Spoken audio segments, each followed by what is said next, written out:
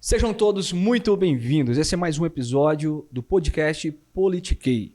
Hoje estamos recebendo aqui o ex-secretário de Segurança Pública do Estado de Goiás, Rodney Miranda. Rodney, é um prazer estar com o senhor aqui fazendo essa participação em nosso programa. Seja muito bem-vindo. Muito obrigado. Para mim é um prazer estar aqui com vocês.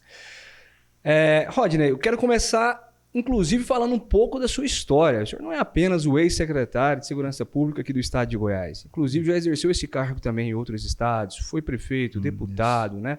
É um delegado da Polícia Federal. Então, mas eu quero te deixar muito à vontade para falar para quem está nos assistindo, se apresentar. Quem é Rodney Miranda? Como que ele veio parar aqui em Goiás nesse cargo tão importante, né? E depois vamos entrar em outros pormenores. Vamos começar por aí, então, Rodney. Vamos lá. Quer dizer, sou Rodney Miranda, sou casado, tenho 4 meninos, 4 filhos, sou natural de Brasília, né? Vivi praticamente toda a minha vida lá. Fui policial civil no DF durante 12 anos, 10 anos como agente e 2 como delegado. E depois, até para realizar um sonho do meu saudoso pai, que foi agente da Polícia Federal, mas nunca teve oportunidade, por ser amigo de família, de avançar na carreira. E assim, não falava, mas a gente sentia que ele queria ter alguém próximo como delegado da Polícia Federal. Aí resolvi fazer o concurso, passei e, enfim, depois de algum tempo na Polícia Federal, primeiro como delegado de repressão a entorpecentes e depois de repressão ao crime organizado. Na questão do crime organizado, eu participei de algumas ações muito rumorosas à época, enfim. E aí chamou a atenção mais da parte técnica do combate ao crime organizado. Alguns amigos que trabalhavam junto com a gente do Ministério Público Federal, da Justiça Federal, acabaram sendo chamados para uma missão no Estado do Espírito Santo, e lá um deles foi convidado para ser secretário de Segurança, não aceitou, mas indicou meu nome. Foi aí que eu fui parar no Espírito Santo, fui secretário lá durante 7 anos. Isso foi em que ano mesmo que o senhor foi para o Espírito Santo? 2002 para 2003. 2002 e 2003. Aí era para ficar 2 anos numa missão, fiquei 16 no Estado, fui 7 anos secretário de Segurança, 7, 8 anos, não me lembro. Depois fui deputado estadual. Foi ali quando o senhor decidiu disputar realmente. Isso. A primeira eleição já foi para deputado estadual. Foi a primeira. Aí fiquei 2 anos como deputado estadual. Aí surgiu a oportunidade de ser candidato a prefeito de Vila Velha. Aí fui para a prefeitura. Ficamos 4 anos lá. Perdi a reeleição, porque, enfim, essa política de conchavos que à época existia lá, eu não topei. Então tive 7, 8 adversários, toda a classe política de Vila Velha veio contra mim na eleição, tive 7, 8 adversários, perdi, mas saí de lá sem nenhum escândalo, saí de lá, deixei a casa organizada, um conjunto de obras que até hoje, quando eu vou lá, as pessoas me agradecem. Então foi uma experiência muito difícil em termos pessoais, mas em termos de gestão eu cresci muito lá. Certo. O senhor saiu do Espírito Santo, então, como prefeito, para vir assumir a Secretaria de Segurança Pública do Estado de Goiás? Como é que foi essa transição? Ou bem antes disso? Antes disso, eu fiquei 2 períodos no Espírito Santo, tive um primeiro período, aí tive um problema político lá com o governador na época, saí da secretaria, fui ser secretário em Pernambuco, né? Fui secretário 1 ano com o ex-governador, ex-ministro Mendonça Filho. Aí perdemos a eleição pro Eduardo Campos, né? Já falecido. Falecido Eduardo Campos. E aí, assim, o governador do Espírito Santo à época, Paulo Artung, me chamou de volta para o Espírito Santo, nós voltamos. Aí fiquei mais 3 anos, aí fico deputado e tal. Aí quando eu perdi a reeleição, ainda fui secretário de Desenvolvimento Urbano, mesmo Paulo Artung, durante 1 ano, Desenvolvimento Urbano, Habitação e Saneamento. Nesse período, um grupo de amigos me convidou para ser candidato a deputado federal. Sim. Né? E que é mais ou menos o que a gente vai também conversar um pouco hoje aqui. Fiz uma campanha muito, muito pequena e muito, muito espartana. mas consegui ainda 43 mil votos e fiquei na primeira suplência Certo, de certo. deputado federal. Uhum. Nesse meio tempo, eu já conheci então senador Ronaldo Caiado, de alguns eventos do partido, eu era do Democratas também. Sim. E aí um dia eu fui numa convenção lá do partido, encontrei com ele, nos cumprimentamos.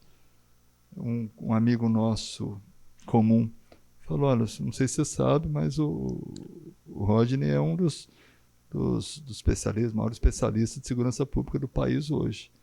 Aí a primeira-dama, dona Gracinha, me puxou pelo braço, pediu um apoio, eu fiz o programa de governo dele de segurança pública. Depois que ele ganhou, ele me chamou para a transição, vim para cá, para a transição, e no meio da transição ele me convidou para vir assumir a secretaria. Assumir a Secretaria de Segurança. E que foi realmente ali um trabalho também muito árduo. Vejo que o senhor tem uma experiência muito grande, principalmente na área de segurança, onde o senhor construiu toda a sua história, né? Sua trajetória, inclusive, de vida, né? Uma trajetória pessoal, profissional e política também, né? Isso. O que te levou a sair de um cargo executivo, né? Para trabalhar também no legislativo, disputar eleições, tanto também no executivo, né? E tudo mais. Entrar de vez, vamos dizer assim, nesse cenário político, agora como um agente mesmo ativo ali do... Assim, por quê, né? Aqui, primeiro, o sentimento de dever cumprido aqui em Goiás. Sim. Né?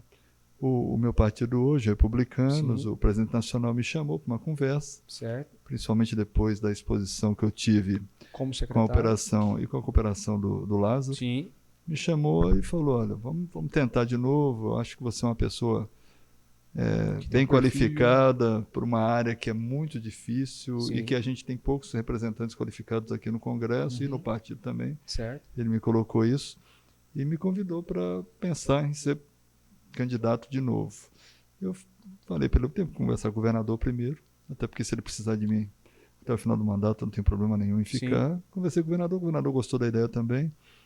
E cá estou como pré-candidato a deputado federal e motivação a gente vai conversando. Perfeito, então. Vamos falar um pouco mais sobre essa, então, trajetória sua, principalmente dentro da segurança pública do Estado de Goiás, antes de entrar nos assuntos também que nós gostamos muito, são as eleições agora desse ano. Né? Mas eu gostaria de conhecer um pouco mais, né?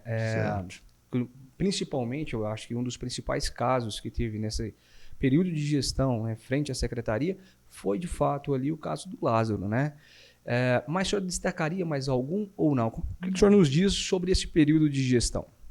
Eu coloco primeiro assim, o grupo de excelência que nós temos profissionais de segurança aqui no Estado de Goiás. Sim. Isso acabou, assim, de certa forma, facilitando o nosso trabalho. Certo. Mesmo com todas as deficiências de pessoal, precariedade de equipamentos e tal que nós encontramos no início do governo, salário atrasado e tudo mais, eles rapidamente compraram o nosso projeto de segurança técnica, um projeto de caminhar junto segurança pública e reestruturação e redisciplinamento do sistema prisional. Sim. Porque assim, é um dos entendimentos. Eu entendo segurança de uma maneira diferente de boa parte dos gestores, inclusive alguns bons gestores que a gente conhece. Eu entendo segurança pública na questão do enfrentamento, do combate à criminalidade, do combate à corrupção.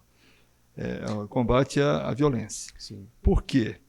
Porque assim, tem muita gente que se preocupa muito mais na prevenção, não deixar o elemento, a pessoa virar criminoso. Prevenção, educação. Exato. Eu concordo. Que também Só que isso não é papel meu. Assim, não é papel meu.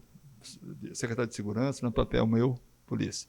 Tem várias malhas que podem evitar que o indivíduo venha para o mundo do crime. Sim. Aí você colocou família, educação, enfim, tem N que a gente pode citar aqui, Sim. Trabalho, enfim, estrutura. A própria religião, familiar, igrejas e tudo exatamente, mais. Tem uma série. Tá?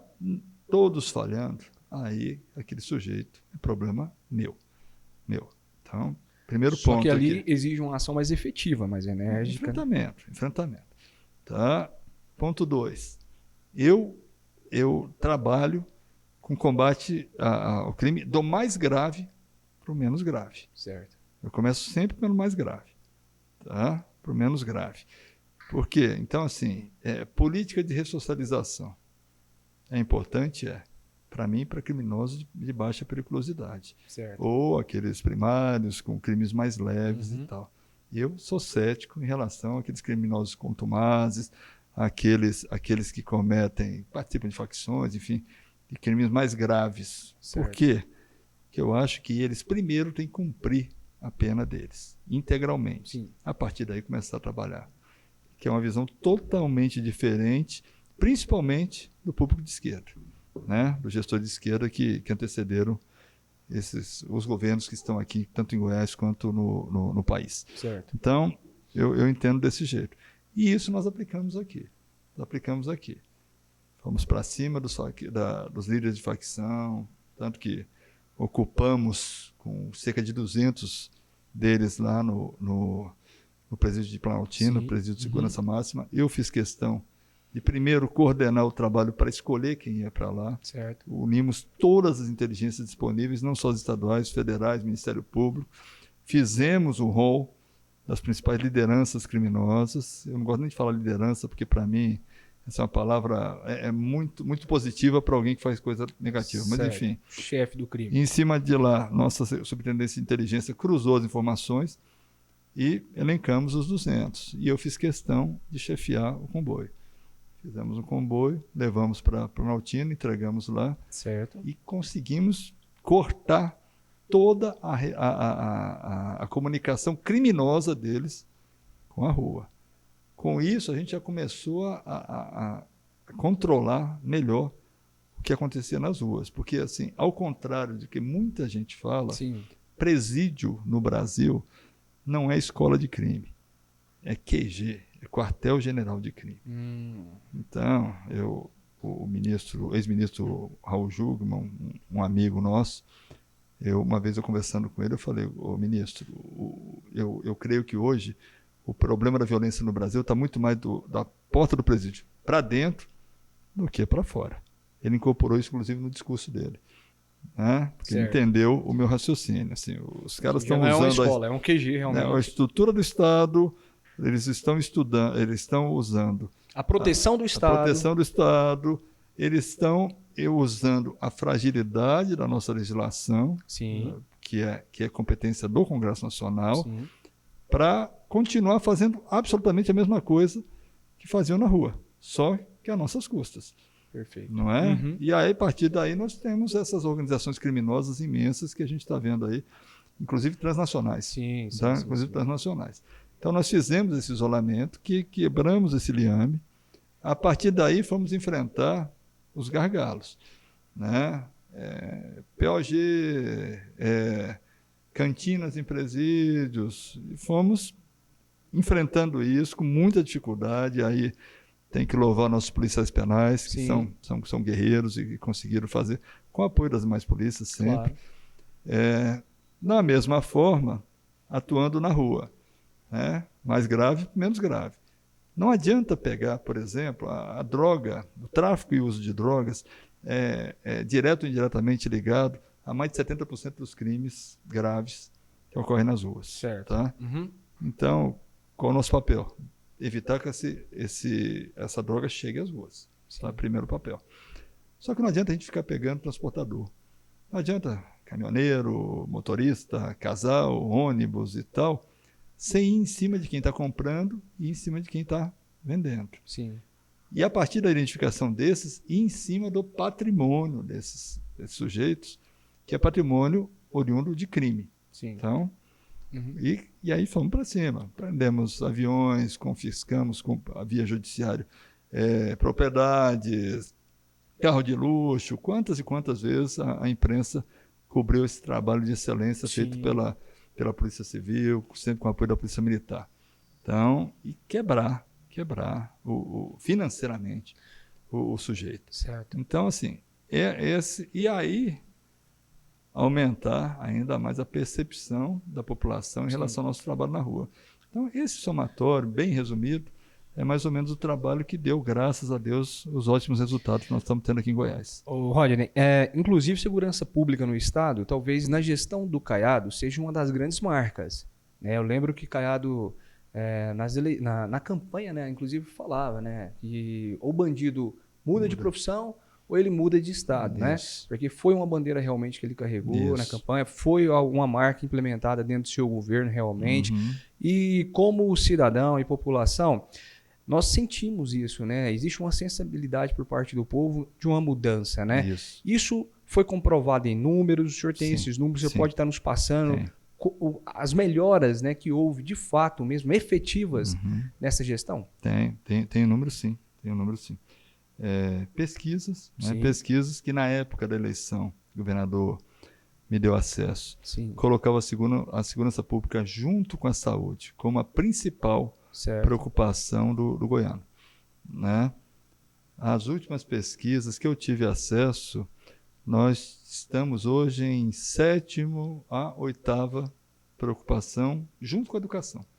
Então, tem uma série então, o ranking já baixou de 2º para 7º. E isso assim, é uma coisa que aconteceu foi muito importante aqui em Goiás, porque geralmente a redução dos índices, e nós tivemos reduções históricas de todos os índices de crimes violentos. Não está todos, alguns mais de 80% nesses últimos 3 anos, enfim, coisas que é muito difícil de alcançar em tão pouco tempo. Mas a percepção da população que a coisa melhorou vem mais lentamente. Ela fica com aquele trauma. Exatamente. Aqui seguiu tudo muito rápido. Muito rápido. E eu atribuo isso, entre outras coisas, além da excelência dos nossos profissionais, a admiração e o respeito que as polícias têm por parte da população. Assim, eu já fui secretário em outros 2 estados, conheço a estrutura de praticamente todos eles, as dificuldades, os desafios, até porque eu fui um dos fundadores do Colegiado de Secretários de Segurança, hoje é conselho, e eu nunca vi, como eu vejo aqui, tantas vezes, polícia sendo aplaudida na rua. Aplaudida, e merecido, porque eles têm motivo para ter orgulho da polícia. Então, isso é um fator importante e que nos ajudou, inclusive, a fazer mais com menos, né? Porque nós estamos começando a contratar, por exemplo, a Polícia Militar, o governo do Estado agora que começou a lançar os primeiros editais, né? Nós, policial militar, nós contratamos nós tínhamos 14 mil mais ou menos, deixei a secretaria com menos de 12, e mesmo assim com esses resultados. Uma outra integração efetiva, não uma integração de discurso, não uma integração de papel. Né? Então, aqui, integração da Polícia Civil com a Militar, com a Polícia Técnico-Científica, com a Penal, com o Corpo de Bombeiros, também muito importante na questão do cuidar da população, com a Polícia Federal, com a Polícia Rodoviária Federal, com a parceria também muito importante do Ministério Público e do Poder Judiciário. E de outros órgãos, diretamente, e o apoio da população, que isso é bacana. É fundamental, né? É bacana, não, é um troço assim impressionante. Então, esse somatório, eu entendo assim, polícia como gênero. Eu sou da Polícia Federal, mas eu sou Instituto de Polícia. Tá? O guerreiro é da Polícia Militar, mas ele é Instituto de Polícia. Então, esse entendimento que eu falei no início, né, que compraram, para dizer o seguinte, nós somos um grupo e nós temos um inimigo comum, que é a criminalidade. Se a gente ficar perdendo tempo com vaidade, com preciosismo, com dizer assim, quem chegou primeiro, quem fez mais, quem fez menos, quem vai ganhar são eles. E assim, a gente não trabalha só para a gente. A gente trabalha para a população, mas trabalha para a nossa família também.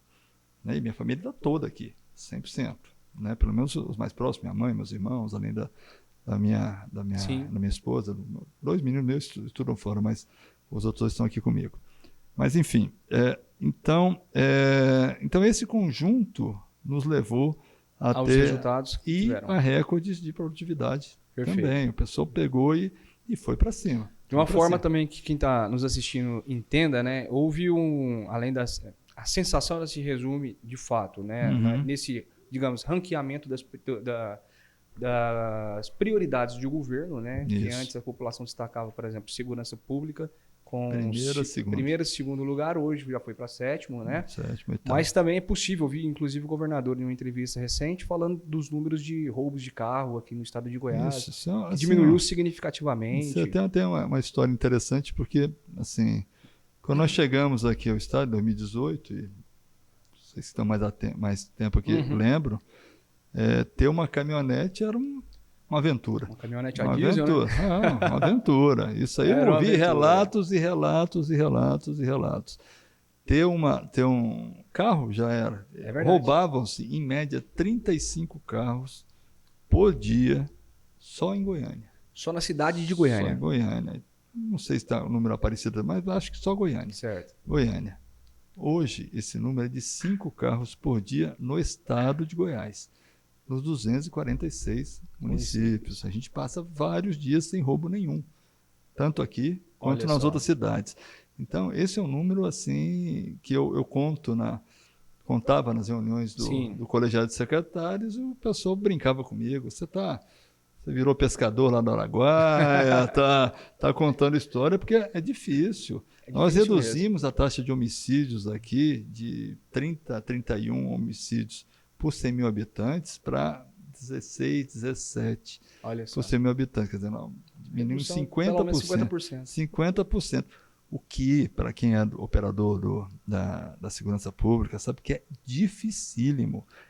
Para a gente conseguir alguma coisa parecida com o Espírito Santo, eu passei 6, 7 anos. Entendi. 6, 7 anos. Mas, enfim, era outra realidade também. também. Tudo em praticamente 3 anos e meio. Exatamente. Fizemos um combate muito forte também à corrupção, até porque é uma das bandeiras do governador Ronaldo Caiado, e um combate muito forte também ao crime comum no campo, nas áreas rurais. Eu estava participando agora antes de vir para cá, de uma videoconferência com o governador e com autoridades do estado do Pará, explicando, né, como consultor 0800, né, porque o colega lá é secretário também, é delegado da Polícia Federal da minha turma, então ele me convidou para fazer uma consultoria sem custo, né, explicando para ele como é que nós montamos nosso modelo, porque eles estão replicando lá. Principalmente naquela região ali do sul do Pará.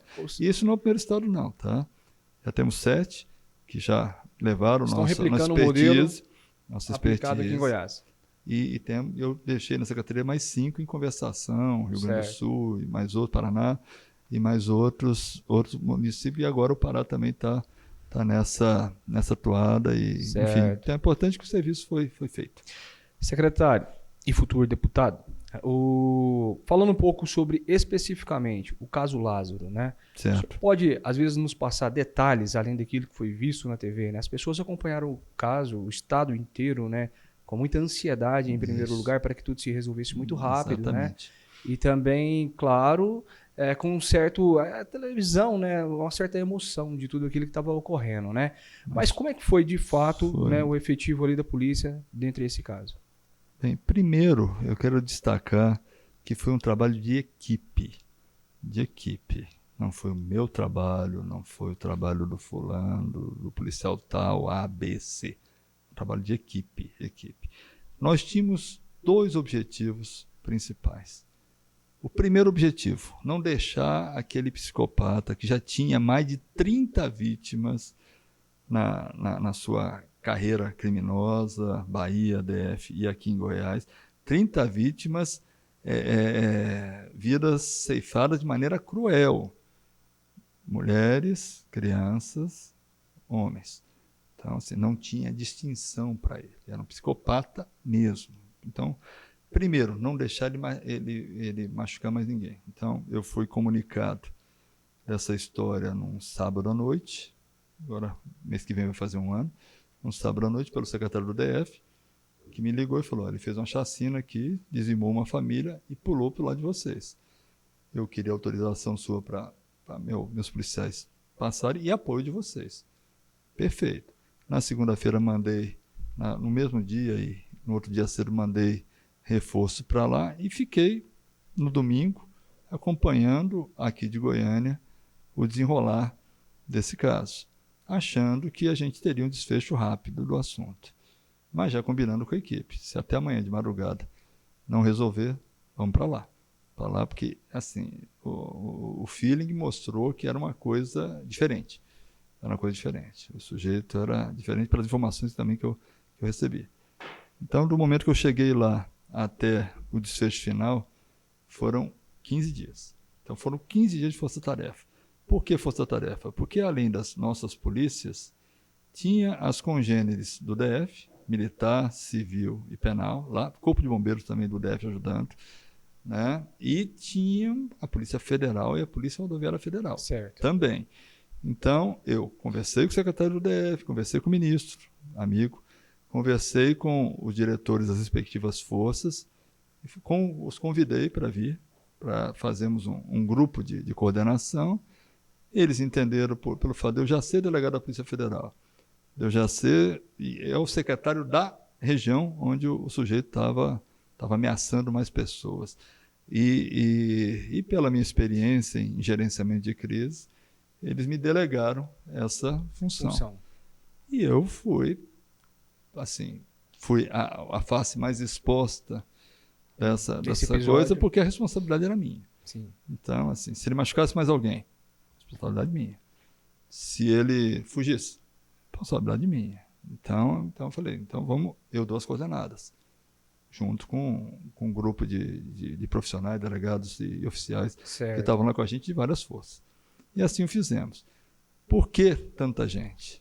A gente trabalhou em média com 200, 250 pessoas lá. É uma área imensa, cheia de pequenas propriedades, distritos, cidades, não só Cocalzinho, ali Águas Lindas também já é grande, né? A gente tentou evitar de toda forma e conseguimos que ele atravessasse a fronteira. Corumbá, enfim. A comunidade em pânico, ninguém queria ficar lá se não tivesse com proteção policial. Uma área extremamente acidentada, desconhecida para a gente. Sim. Né? E com muita área de mata fechada, e ele, um profundo conhecedor da região, foi criado ali. Mateiro, caçador. Uma outra dificuldade que nós tivemos, ele não estava fugindo, ele estava se escondendo. E a pessoa, como se esconde, prepara armadilhas. Certo. E foi assim que ocorreu naquele casal com a adolescente, que ele chegou a levar para a beira do rio. Se a gente não tivesse feito esse trabalho prévio antes, de mapeamento dos quadrantes, de colocar responsáveis por cada um dos quadrantes, quer dizer, a menina, a adolescente, ela teve a vivacidade de conseguir passar uma mensagem para o policial que tinha saído há poucas horas da casa dela. Entendi. Tinha feito a visita e tinha saído, ele está aqui. E aí o policial acionou a gente. Eu estava até pronto para sair naquela hora, mas estava acabando uma reunião de planejamento. Foram dois policiais no meu lugar, que foram os que tomaram o tiro. Certo. Um deles tomou um tiro, 2 tiros no rosto e 1 tiro no peito. Graças a Deus ele estava de colete. Os tiros no rosto não tiveram grandes consequências, mas foram heróis. Com certeza. Porque tiraram aquela família. E ali a gente já sentiu que assim, o investimento está pago. Está pago. Já estamos no lucro. Não é só tirar aquela família da mão daquele psicopata e ele ia matá-las. Já foi uma grande recompensa. Eu passei a 5 metros dele nesse dia, porque eu fui logo em seguida. E passei, quando eu voltei, começou uma nova troca de tiros e tal, e ele, muito ágil, conseguiu fugir. Aí eles, na primeira semana, nos primeiros 5 dias, nós tivemos uns 2 ou 3 enfrentamentos com ele. Eu participei de 2. Aí ele se escondeu. Numa propriedade rural. Sim. De um sujeito que até morreu esses dias. Coração, de outras causas. O senhor. E aí ele dificultou ao máximo a nossa chegada lá. O Elmir.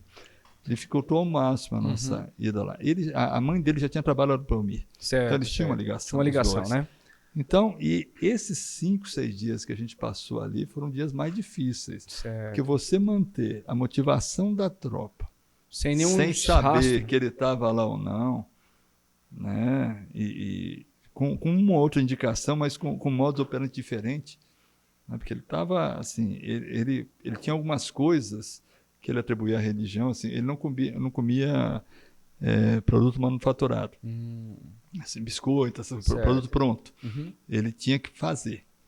Então, ou alguém tinha que fazer para ele. Às vezes ele mandava a pessoa tirar roupa. Depois nós descobrimos que não era por causa de nenhum tipo de sadismo. Era porque a pessoa tinha que estar de branco ou tirar roupa por causa de pureza e tal. Assim, isso a gente foi ouvindo lá.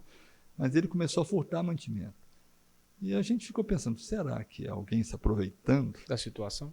Mas assim, poxa, mas cheio de policial aqui, certo. Como é que vai falar? Mas enfim, mas não estava fora do padrão. Até que um major lá do batalhão de choque do entorno, sim, né, Major Fernandes, com outro policial junto com ele, foi uma vez tentar chegar na propriedade, cheio de cadeado, vários portões, o proprietário não deixou entrar. Foi a segunda vez, não deixou entrar. Aí ele viu um dia o proprietário saindo, pegou e foi pulando os arames, os dois. Chegaram, se depararam com um caseiro. O policial me relatou depois que ele parecia ter visto um vulto. Tinham 3 janelas laterais, na janela do meio. certo. Foram verificar, não acharam. Mas conversaram com o caseiro falou, não, ele ficou aqui esses dias. Aí fizemos uma operação de cerco e tal, fomos lá para dentro, aí o caseiro foi soltando. Não, ele estava aqui a hora que o policial chegou e saiu. A partir dali, isso foi numa quinta ou sexta-feira, foram 4 dias para pegá-lo. Capturado. Então, assim, teve esse período. Então, assim, não ficamos lá. Mas tínhamos que estar lá para evitar que ele cometesse outro tipo de crime. Com certeza. Né? Enfim, talvez, como o senhor falou, é a prioridade número 1, né? Evitar o próximo. Não. É a primeira prioridade. A segunda, restabelecer a tranquilidade naquela comunidade de bem lá. Você falou assim, da emoção.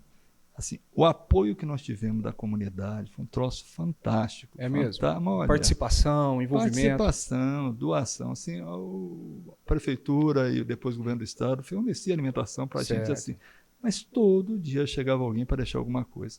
Eu lembro que eu estava voltando à noite, já mais tarde, numa missão na rua, e eu procurei ficar o máximo de tempo possível na rua. Sim. Primeiro para motivar o pessoal, segundo para entender a região. Assim, eu sou de uma geração que a gente não consegue, eu pelo menos não consigo planejar atrás de uma tela de computador. Certo, tem que ir para campo, né? Tem que olhar, entender. E eu chamava os policiais e falava isso. Certo. Vocês têm que ir lá. A imagem aqui é uma coisa, mas lá a coisa é bem mais difícil. Então a gente pode falhar se não forem logo. E perfeito. Todo mundo foi. Eu estava voltando, tinha um senhor com uma bicicleta bem velhinha, com uma garrafa de PET, de Guaraná, não lembro mais, e um saquinho de biscoito querendo doar. Olha só. E o policial falando, mas meu chefe e tal, assim, nós estamos bem alimentados aqui, guarda. Não, vocês estão aqui para cuidar de mim e da minha família. Eu tenho que ajudar. E deixou. Legal. Tinha uma passarela próxima, bem próxima à escola, que foi a última base que nós ficamos. Sim.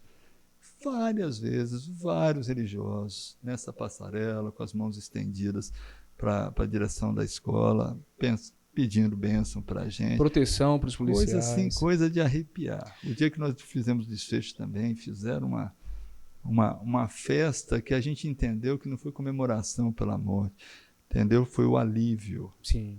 O alívio de, os dias vão voltar ao normal, né? Ao normal. Isso aí realmente, inclusive, não foi só em Goiás, no Brasil inteiro acompanhou esse caso, né? Foi a maior operação policial, uma das maiores do Brasil, que o Brasil já viu, e a maior certamente da era digital. Com certeza. Maior. E aí todo mundo acompanhou. Internet, televisão, tomada realmente ali por essas notícias, todo mundo realmente na expectativa, né, da captura rápida ali daquele criminoso. Mas, enfim, correu tudo bem. Agora, em relação aos policiais envolvidos ali naquela operação, era um contingente muito grande, né, de policiais. Como é que era a relação com a família? A família deveria ter ficado muito preocupada, todos vocês que estavam ali em loco, né? Claro. Mas como é que foi isso aí, esses acontecimentos ali nos bastidores, vamos dizer assim? Foi assim, primeiro você juntar várias agências. Sim. Já foi o primeiro desafio nosso. Claro. Principalmente da minha, dos oficiais e delegados que estavam mais próximos ali. Foi isso. Então, assim, mas nos primeiros dias eles começaram a entender que lá não importava quem era o policial. Importava o seguinte: você tem essa missão. Você vai para lá, vai ficar lá, porque é importante você ficar lá. Então, tinha missão de várias madrugadas e noites, ficamos cercando áreas. Lá era uma região fria. E dormia em barraca mesmo? Não, dormia, ficava em pé. Em pé, um ia lá, pegava uma marmita, levava para o outro e a gente ia revezando. Eu passei algumas noites lá com eles e esperando para amanhecer, porque como ele conhecia muito, não dava para a gente entrar à noite, e dada a área acidentada. Então a gente fez isso.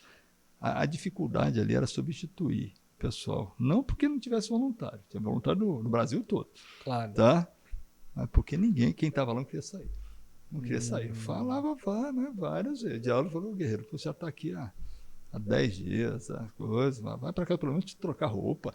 Né? Então, não, comandante, não, eu só saio daqui quando esse sujeito tiver. Então, assim, uma outra coisa que arrepiava a gente, assim, a dedicação. E não importava o trabalho que você era escalado. Certo. O cara cumpria. E isso que é importante em trabalho em equipe.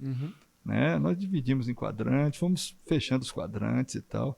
Algumas pessoas que eu chamo de especialistas de ar-condicionado, aquele cara que fica lá milhares e milhares de quilômetros e dando palpite: não, que vocês estão fazendo errado, porque eu tenho que fazer isso, tenho que fazer aquilo, e essas pessoas eu não respeitava.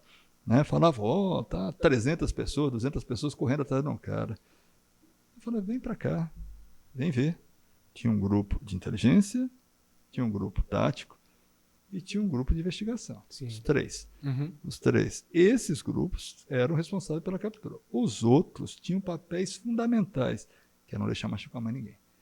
Entendeu? A Polícia Rodoviária Federal, por exemplo, fez um trabalho nas rodovias de fiscalização 24 horas por dia de todos os carros que passavam. Olha só. De todos os carros. E não, estava chovendo, estava fazendo sol, estavam lá no meio da rua. Dia, o COD, noite, sol e chuva. Nosso COD, Comando de Operações de Divisas, nas vicinais, né, batendo. O nosso batalhão rural visitando propriedade por propriedade, até porque eles têm o cadastro, pegando telefone, trocando telefone, enfim. Policiais penais do DF, daqui, fazendo buscas, enfim. Então, assim, foi um somatório. A vitória veio pelo somatório. A vitória veio, não foi minha, não foi de Goiás. Acho que a vitória foi do Brasil. Perfeito.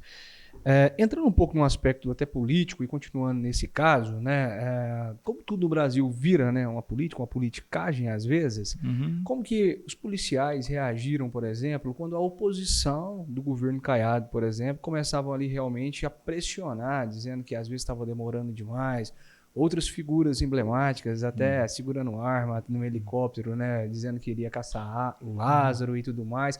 Como que os policiais reagiram a tudo isso, vendo essa situação? Porque, de fato, havia ali um sentimento, né? Mútuo de todos ali. E, ao contrário, existiam pessoas realmente ali...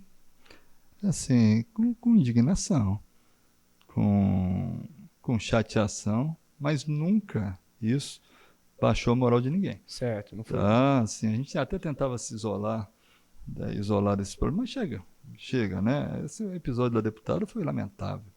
Uma coisa que assim, a tropa não perdoa.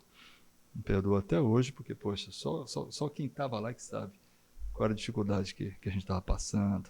O governador do DF fez um comentário dizendo que ele estava fazendo de bobo. E eu era a face de ir lá e responder. Certo. E falava a mesma coisa que eu acabei de falar aqui. Não respeito quem não está aqui. Para o governador ainda fui bem enfático. Né? Falei para ele o seguinte: você não está desrespeitando a tropa de Goiás, não. Só. Está desrespeitando a sua tropa que está aqui. E que não vai sair daqui, não quer sair daqui enquanto não resolver, até por conta da chacina que fez aí, no seu território, as tropas federais. Tá? A deputada, assim ficou um negócio tão caricato que a gente falou: não vou perder energia respondendo ela, vou dedicar minha energia Mas aqui. houve, sim, claro, uma certa chateação por parte da tropa. Mas assim, nada que abalasse a nossa disposição de ficar lá. Crise só tem hora para começar, não tem hora para acabar. Certo. Pode durar minutos, dias, horas, dias, semanas. Então, eu acredito, assim, se precisasse ficar lá um mês, a gente ficava, se ficasse lá 2 meses, a gente ficava. Perfeito. Eu decidi que só sairia de lá com essa coisa resolvida. Você não ia nunca em casa? A cada 2 dias, chegava em casa às 11 horas da noite, tomava um banho, pegava umas mudas de roupa nova, e no outro dia já pegava a estrada de novo e estava lá junto. Tá? Mas a maioria dos dias eu fiquei lá. Né? Dormíamos todos em colchões improvisados na sala de aula. A prefeitura cedeu uma escola com uma estrutura muito boa para a gente. Comíamos da mesma marmita, da mesma comida. Sim. Combinávamos, não tinha assim, você... Não, eu sou aqui um policial que estou aqui para ajudar. Tá? E todos os outros faziam a mesma coisa. Então foi um clima assim... Eu agradeço a Deus assim, a oportunidade de ter participado, já em final de carreira, já veterano, e me ter me dado energia. Depois de uma história construída. Pois Que eu não achei, embora eu goste muito de rua e tenha saído antes dessa em várias outras operações, cumprimento de mandado de madrugada, operações de presídio, que eu citei algumas aqui, Sim. operações de visibilidade da Polícia Militar, junto com os comandantes. Né? Mas servir a sociedade dessa forma realmente é muito gratificante. Eu gosto, assim, eu me sinto bem. Perfeito. Eu me sinto bem, eu acho que é para isso que eu sou pago. Certo. É para mostrar para a população que a gente está pelo menos tentando cuidar dela. Perfeito. Rodney, vamos entrar agora efetivamente no aspecto político. Vamos embora. Falar de coisas boas e também não muito boas algumas, mas... Depois desse episódio, depois também, claro, dentro do 4º ano já de gestão, o senhor resolve, então, se ausentar do cargo até por um fim que é disputar as eleições. Isso. Houve-se muito, inclusive, através até de oposições, né, que havia até um certo desejo, às vezes, ali por parte do Ronaldo Caiado ali, que o senhor, de fato, ali se afastasse do cargo para abrir espaço ali para outro tipo. O senhor sentiu isso em algum momento? Nunca. Até porque nós temos hoje considerada a maior segurança do Brasil. Sim, com certeza. Porque o trabalho foi feito. Foi feito. Assim, primeiro, eu não vim para o estado de Goiás. Voltei para casa. Certo. Fiquei um tempo lá no Espírito Santo, passei por Pernambuco, então eu voltei para casa. Tanto que todos meus familiares aqui. Agradeço aos capixabas tudo o que eu quis ser lá. Eu fui, sempre tive o apoio dele, mas assim, sabe, aquele sentimento de já fiz o que tinha que fazer. E vou voltar para casa. E aí, mas eu não vim aqui para ser candidato. Já tinha tirado essa ideia da minha cabeça e tal. Gosto da área técnica, gosto de fazer o que eu faço. Da secretaria, polícia, gosto. Assim, é onde eu fui criado, é onde eu construí a minha vida, sustentei minha família, meu pai sustentou a nós todos. Sim. E possibilitou que a gente pudesse estudar e progredir. Perfeito. Então, gosto. Com essa questão da visibilidade, o partido me chamou para conversar e pediu para eu pensar na candidatura. Eu fui ao governador e me coloquei à disposição para ficar, caso ele entendesse. Mas falei da minha intenção, do meu propósito. Por quê? Eu já escrevi algumas legislações que foram abraçadas por outros deputados. O Congresso aprovou, vou citar uma que é mais recente, que é o Sistema Único de Segurança Pública, o SUSP. Eu escrevi o texto base. Eu não sabia, que legal. Eu escrevi o texto base em 2018. Sim. Em 2018, escrevi a pedido do então presidente da Câmara, entreguei para ele, e aí o Congresso fez os aperfeiçoamentos e tal, e hoje é base da nossa estrutura de segurança pública, e eu acredito que quando acabar a implantação, vai dar um salto de qualidade. Então, é uma coisa que eu já vinha trabalhando há muitos anos e que tive essa oportunidade através do presidente, que bancou a ideia, tem que dar mérito a quem merece, então o presidente Rodrigo Maia, e aprovaram.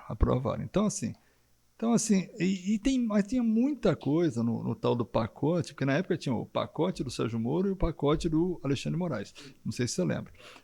O do Alexandre Moraes, 90% foi eu que escrevi. Inclusive, participei com reuniões com ele, com o Gilmar Mendes e tal, para aperfeiçoamento lá, junto com o presidente da Câmara do Senado e outros parlamentares. Eu sempre era o relator. Pegava as sugestões, estudava e tal, e levava o texto até que conseguimos fechar o texto final. Mas, assim, tinha várias outras que são travas, o excesso de garantismo que nós temos na nossa legislação, que eu tentei colocar junto, né? Vou citar uma. progressão de regime de pena. Um absurdo. Assim, o preso hoje, o preso, dependendo do crime que ele cometa, um cara condenado a 30 anos de prisão hoje, ele sabe, por conta dessa legislação, que ele vai ficar 1, 2, 3 anos. Se ele se esforçar muito para ficar, ele fica 1/3. Se tiver muita bobagem. Tá? Isso sem contar saidões, sem contar prisão domiciliar, sem contar tornozeleira, sem contar um monte de coisa. Hoje a sociedade está invertida. Tá? Hoje a sociedade está enfraquecida. Eu falei, exemplo dos presos, Sim. Né, que não cumprem. Certo. Vou falar dos menores. Né, dos menores, assim, o governo da esquerda impôs a gente algumas coisas. Uma das coisas não é menor, é adolescente. Não, aí estou sendo injusto, isso foi do Estatuto da Criança e Adolescente, foi um pouco antes. Mas estava lembrando das drogas, que eu vou falar um pouquinho também, se vocês me permitirem. Claro. Mas por que hoje, que são só 3 anos em medida socioeducativa? Por quê? Por quê? Porque a legislação impõe isso. Independente do crime, se o cara comete um furto ou um latrocínio, o limite máximo é 3 anos. É uma forma de proteção, né? Dá para reduzir a menoridade penal pela Constituição de hoje? Não. Mas a gente pode aumentar o número de anos de medidas socioeducativas. Passar de 3 para 10, com a gravidade para 15, cumprir os 3 anos, né? Certo. Vamos lá, fez 18 anos, bolinho, festinha de aniversário, cantamos parabéns e mandamos ele para o presídio de adulto. E vai cumprir o resto da pena lá. Mesmo que seja um presídio diferenciado. Mas ele tem que entender que ele tem que pagar um preço pelo mal que ele está fazendo à sociedade. O crime tem consequência, né? Que cometer um crime, você não vai ficar impune. Isso é essa percepção que o bandido tem que ter. Ele tem que ter medo de entrar e demorar para sair. Certo. Porque a expectativa dele hoje é entrar e, certo, se não sair na audiência de custódia, e aí eu não estou criticando o judiciário, é a lei que criou aquele mecanismo absurdo, né? Assim, a justificativa para combater superlotação de preso. Certo. Pelo amor de Deus, assim, combater superlotação de preso, deixa o preso superlotar as ruas, né? Assim, uma incongruência. Então, isso. Droga. Né? Droga. O governo de esquerda, em 2006, ele trouxe um avanço, entre aspas, de legislação. Né? Assim, eu sou radicalmente contra liberação de qualquer tipo de droga para uso recreativo. Não estou falando aqui uso medicinal. Por quais motivos? Vou colocar aqui. Primeiro, assim, é só maconha. O que eles argumentam? Não, é para combater o tráfico, para diminuir o tráfico, que deve ter controle do Estado e tal. Você sabe qual é o produto mais contrabandeado hoje para dentro do Brasil? Não sei. Cigarro. Então, assim, vamos colocar aqui. Liberamos a coisa, criamos a maconha Brás, né, para colocar. O que vai acontecer? Vai mudar só de nome. Em vez de tráfico, vai ser contrabando. Vai continuar havendo. Ponto 2. Nós que somos mais veteranos, a gente sabe o que era o cigarro na década de 80. Ligado a sucesso, saúde, olha só, status. A esportes, a status, era uma coisa, moda, não sei o quê. A partir da década de 90, começou um processo de criminalização sem lei do cigarro. Certo, do tabaco. Proibir propaganda até 10 horas, proibir propaganda de qualquer jeito. Colocar informativo na carteira. Fotografia de vítimas do tabagismo nas carteiras, proibir em local fechado, público, depois privado. E, enfim, foi restringindo. Por quê? Porque o cigarro faz mal para a saúde. Certo. Aí eu pergunto, e a maconha faz bem para a saúde? Não vou nem usar a parte criminal. Certo. Sabe que não vai adiantar nada para o tráfico. Vou colocar a parte da saúde. Mas falando de vai saúde, explodir o sistema de saúde, que hoje já é difícil de se manter, embora eu seja um fã do Sistema Único de Saúde, do SUS. Tanto que eu baseio no SUS para escrever o texto do SUSP, entendeu? O Sistema Único de Segurança Pública. Então, assim, é um argumento que você não tem como. O cigarro causa câncer na boca, causa câncer no pulmão, igual o cigarro não, maconha, cientificamente lesão no cérebro. Mas alguns países já estão recuando por conta do sistema de saúde. Tá? Eu estava lendo uma reportagem esses dias de um crítico desse no Uruguai.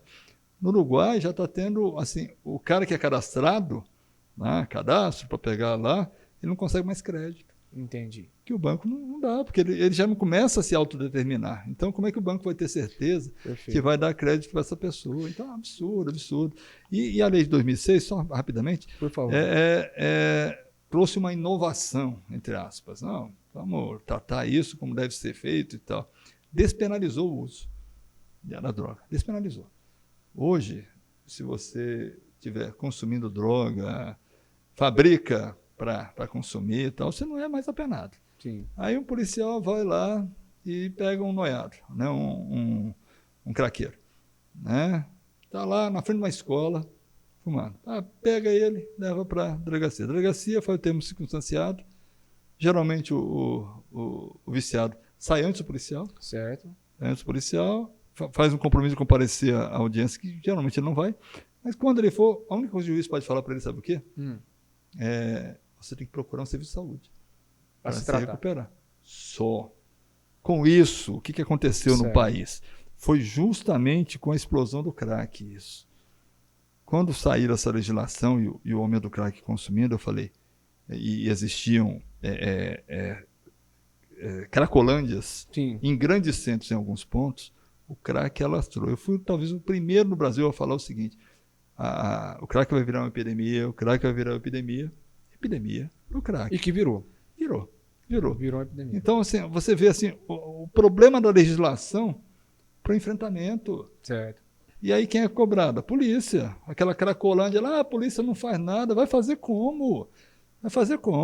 Eu, policial, vou lá para quê? Para me machucar? Para machucar o sujeito e responder disciplinarmente? Né? E para não dar nada? Para ficar mais tempo do que eu deveria ficar no plantão? Para nada. Inclusive, dentro da casa onde hoje o senhor é pré-candidato, né, do Congresso, existe ali bancadas, inclusive da Bala, representado por pessoas ali que têm esse perfil, né, que são delegados, são policiais, enfim, que entendem disso. Qual que é a dificuldade, então, já que temos grandes representantes ali, de fazer com que temas como esse evoluam, avancem, progridam, né? Como que o senhor pensa em contribuir diferente dos que lá estão sendo eleito? O entendimento, a gente tem que trabalhar no diálogo para a mudança do entendimento. Certo. O entendimento. Enfrentar o problema do jeito que ele é. Assim, vamos aqui. Vou estar aqui em Goiás. Né? Eu falei da questão do portão para dentro da penitenciária, portão para fora. Certo. Tá? O que nós temos que, assim, o sistema prisional no Brasil, por muitas décadas, era visto como um problema. Eu não quero me meter com isso. Certo. Não quero me meter com isso. Empilha lá e deixa lá. E aí foi crescendo. Né? Hoje, a gente tem um entendimento, eu tenho um entendimento, que a gente adotou aqui, o governador bancou, que a gente tem que tratar os dois, segurança pública e sistema prisional, da mesma maneira. Perfeito. A impunidade sempre é atribuída a problema de polícia ou de judiciário. Né? Nunca há legislação. Certo. Assim, ninguém sabe que nós estamos com mão. Falta colocar nome nos bois, então. Exatamente. Dar nome aos bois. Tem que enfrentar o problema como ele é. Você falou assim, um outro exemplo aqui, vamos colocar assim, vamos sair do traficante, vamos para o colarinho branco. Certo. Prisão em segunda instância, que o Supremo derrubou. Né? O Supremo derrubou. Assim, para mim, a prisão tem que ser a partir da primeira instância. Por quê? O juiz do fato é o juiz de primeiro grau, que hoje também, como a sociedade está enfraquecida. É o cara que olha no olho do cara, olha no olho da vítima, ouve todo mundo e assim decide.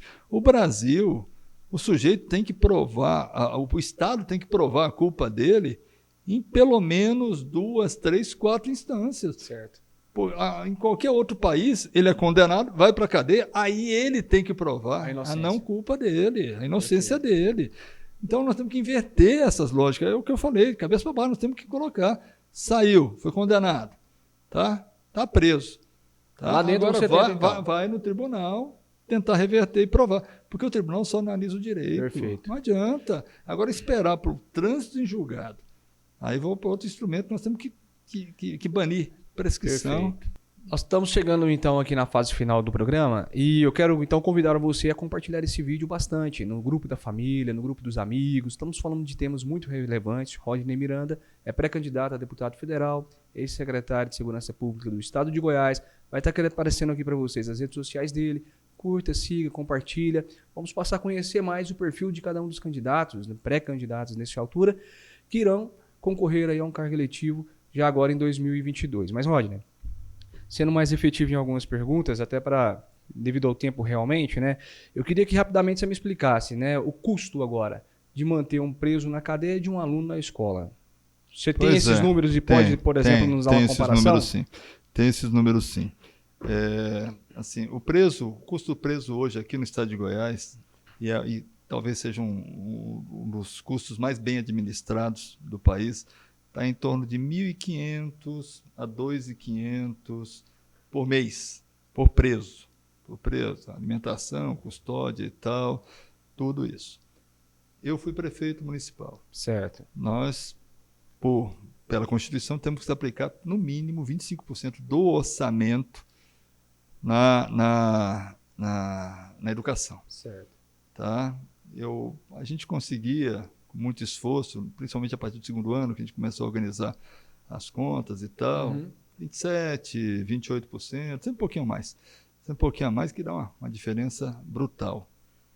E a gente investia, que não é custo, investimento, R$ 5.000 por aluno, por ano. Olha só. Então nós estamos falando então de uma média de uns 420, 430 por mês ali de investimento em cada aluno. Exatamente. E o preço nós estamos falando de 1.500 a 2.000. Olha a lógica. Não faz... Cadê a lógica? Cadê a lógica disso? Cadê a lógica? Eu falo, sociedade invertida. É verdade. Sociedade invertida. É um absurdo. Inclusive, é um número inclusive, que assusta quando a gente o preso, além de cumprir toda a pena, ele tem que trabalhar para se manter.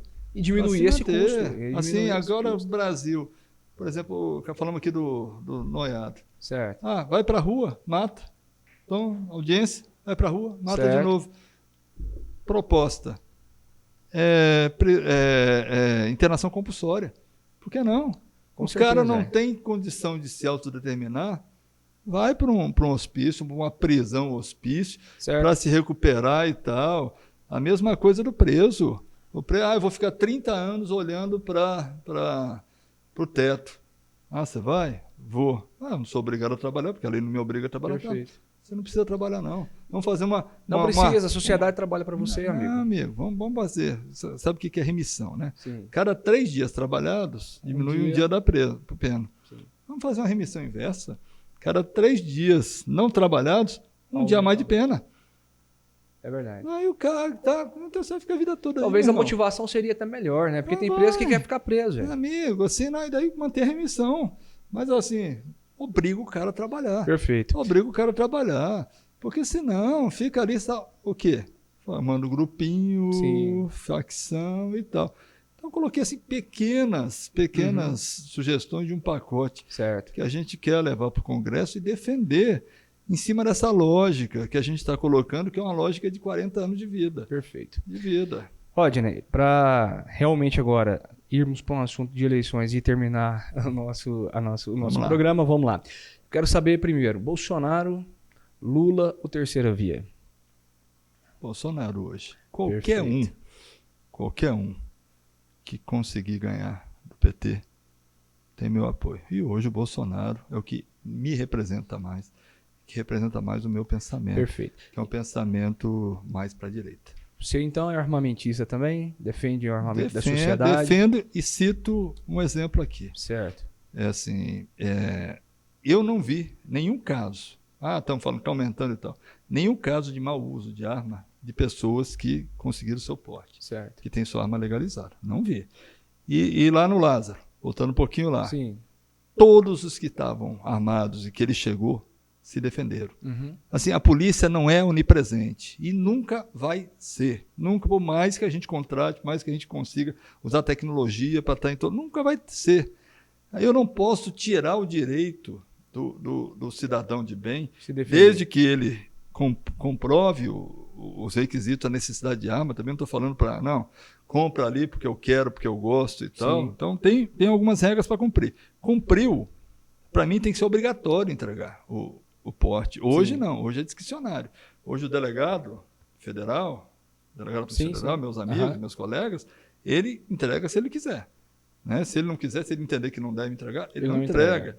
Tá? E eu acho que deve entregar, porque a gente não pode tirar o direito do cidadão de se defender e defender sua família. Perfeito. Tá? Perfeito. Então, por essa maneira. O senhor está num partido que nacionalmente apoia Bolsonaro. Isso. Agora, regionalmente, me parece que existe ainda uma indefinição. Houve uma reunião agora recentemente, né, onde o João Campos, pré-candidato ao Senado, presidente do seu partido aqui no estado, inclusive cogitou apoiar aí a pré-candidatura de Gustavo Mendanha. Né? O senhor pode me falar então um pouco mais sobre isso? Se de repente o partido se posicionar ao contrário, né, ao projeto que o senhor tem junto ao Ronaldo Caiado, como que fica a sua campanha, sua eleição? Eu não posso, de maneira nenhuma, andar ou apoiar nenhum outro candidato que não seja o governador Ronaldo Caiado. Vou deixar bem claro aqui. Até porque foi quem me trouxe para cá, foi quem me deu apoio para fazer o trabalho que nós fizemos e me possibilitou hoje estar em condição de debater, de disputar. Nós estamos dialogando. Tem uma ala que quer Gustavo, por exemplo. Gustavo e outra ala que quer o governador Caiado. Nós estamos dialogando. Estamos tendo debate? Estamos tendo debate, sim. Sim. Tá? Mas debates respeitosos. Não tem nada de bate-boca, nem um nada disso. dentro do partido. Não. Existe um diálogo. Tem duas correntes, né, colocando. Certo. Eu tenho me posicionado, como outros colegas meus também têm se posicionado. Perfeito. E o João tem se posicionado. Eu tenho colocado com o presidente, com o João Campos, que assim, isso, se a gente não conseguir entrar num consenso agora, convergir as ideias, e aí a gente tem que ouvir todo mundo, sim, vamos para a convenção. A convenção é o local de se decidir. E democrático, de uma forma democrática, tomar suas decisões. Não dá para a gente decidir isso por 3, 4 e tal, representando uma maioria. Nós temos ele que é pré-candidato ao Senado, certo. Sim, mas nós temos 17, uma chapa fechada para deputado federal, sim, e uma chapa fechada para deputado estadual. Então, assim, todos têm que estar imbuídos do mesmo propósito, de apoiar A, B ou C. Perfeito. Tá? E assim, isso a gente vai ter que construir juntos, porque isso nos enfraquece. Andar como um time e todo mundo caminhando para a mesma direção. Claro.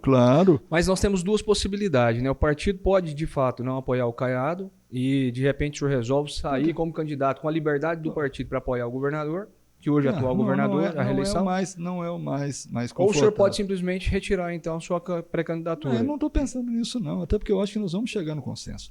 Tá? E o consenso seria esse, apoiar a reeleição de Ronaldo Caiado? Ou, assim, no limite, talvez. Eu estou percebendo que eu debati inclusive lá com a Executiva Nacional isso, com o presidente. Certo. Ou até, de repente, chegar independente, nenhum nem outro. Podemos ter. Que seria, então, a terceira opção? Nós temos o TRE esses dias, acho que foi o delegado Valdir consultor, e ele permitiu a candidatura avulsa. Por que não? Né? Por que não? Então nós temos possibilidade e temos tempo. É isso que eu tenho falado lá dentro do partido. Uhum. Nós temos tempo para decidir isso. Não precisamos decidir isso hoje, ontem. Para quê? Né? Nós temos tempo até o prazo da convenção. Se a gente conseguir decidir antes, tanto melhor, porque a gente já começa a seguir juntos. Entendi. Mas se não tiver consenso, eu já falei, a minha posição é convenção. Eu não poderia encerrar o programa sem antes tocar num assunto polêmico e uma curiosidade de todos, né? Ronaldo Caiado é muitas vezes conhecido como um coronel, uma pessoa que persegue os adversários e tudo mais. Queria ouvir do senhor, já ouvi algumas vezes, mas para o nosso público, há de fato esse perfil do Caiado? E segunda pergunta, há de fato perseguição aos adversários políticos dele? Não. Nunca houve? Não, nunca houve. O governador nunca nos pediu nada nesse sentido. Nada. Até porque conhece também o nosso perfil, também não é o perfil dele. Tá? Também não é o perfil dele. Assim, nunca pediu para vai para cima desse, não vai para cima daquele. Ele faz ele tem uma frase que diz assim: pau que bate em Chico, bate em Francisco. Tá? Se estiver fazendo alguma coisa errada dentro ou fora do governo, o peso é tem o que ser o mesmo mesmo. peso. É o mesmo peso. O combate, principalmente à criminalidade, mas à corrupção, Perfeito. tem que ter essa linha mestra. Tá? Senão, assim, ele não permitiria, por exemplo, que nós criássemos uma superintendência de combate à corrupção, que é um órgão não é um órgão político, também não é um órgão investigativo. É um órgão para aproximar, para integrar todos os órgãos dentro do Estado, dentro do governo e também com o Ministério Público, com os órgãos Outras federais. Então, fazer esse alinhamento, troca de informações Perfeito. e tal, e dar subsídios para o combate. Não nos permitiria ter uma das mais bem estruturadas delegacias de combate à corrupção do país hoje, que é a nossa, com delegados, com escrivães, com investigadores, todos com total liberdade para trabalhar. Esse dia me perguntaram, mas a delegada e tal, eu falei assim, olha, ela apresenta um caso, ou ele apresenta um caso de que a gente interferiu. Eu sou a face exposta da segurança pública nesse tema. Sim. Um caso que eu pedi, uma interferência bate aqui, não bate ali, tira aqui, não tira ali.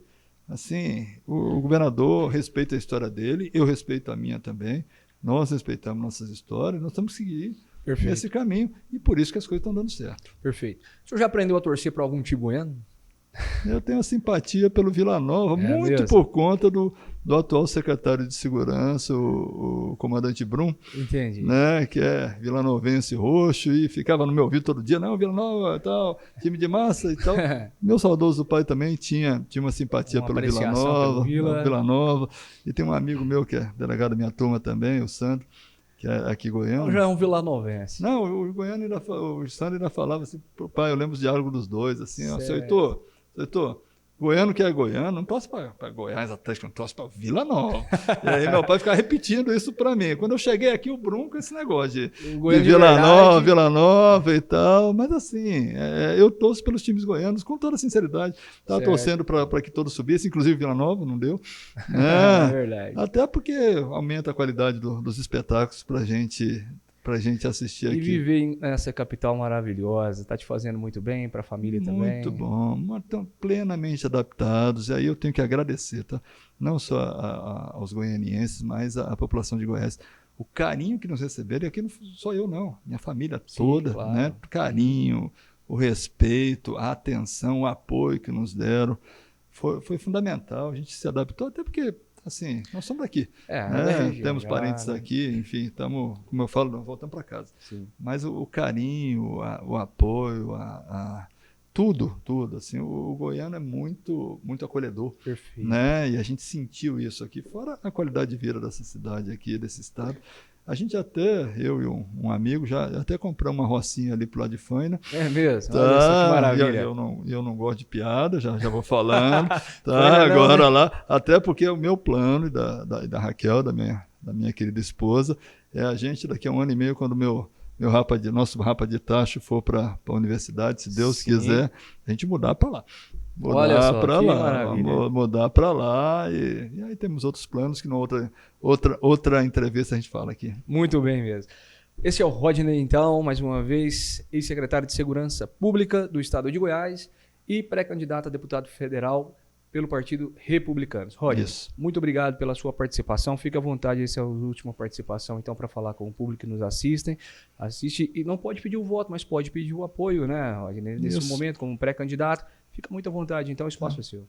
Agradecer mais uma vez a acolhida da população de Goiás, tá? O apoio ao nosso trabalho, né? O apoio que dão essas forças de segurança excepcionais, e assim, sem querer ferir ego, nem susceptibilidade de vários amigos que eu tenho no Brasil todo, mas as melhores forças de segurança do Estado, do país estão aqui em Goiás, tá? Profissionais de excelência que se dedicam bastante, que se dedicaram a um projeto, né? E que possibilitou a gente chegar aqui nesse nível para poder debater.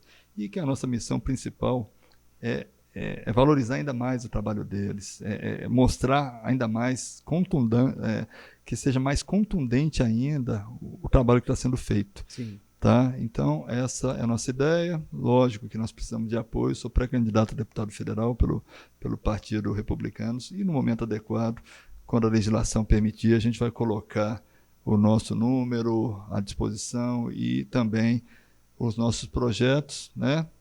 Quem quiser nos seguir na nossa rede social, nós temos Instagram, rodney.miranda, e as demais redes estão acopladas. Tá? É isso aí. Tá, Rodney, muito obrigado. mais uma vez, muito obrigado mesmo aí pela sua participação, por atender tão prontamente o nosso convite. A você que está nos acompanhando até agora, muitíssimo obrigado. Compartilhe esse vídeo com aquelas pessoas que se interessam por um perfil político, né, igual o do Rodney, e aqueles também que não se interessam, para se inteirar das opções de votos que nós teremos agora em 2022. Não esqueça, esse episódio vai estar disponível no YouTube, no Spotify. Siga-nos no Instagram, no Facebook, se inscreva em nosso canal e fique atento aos próximos episódios. Pessoal, muito obrigado e até a próxima.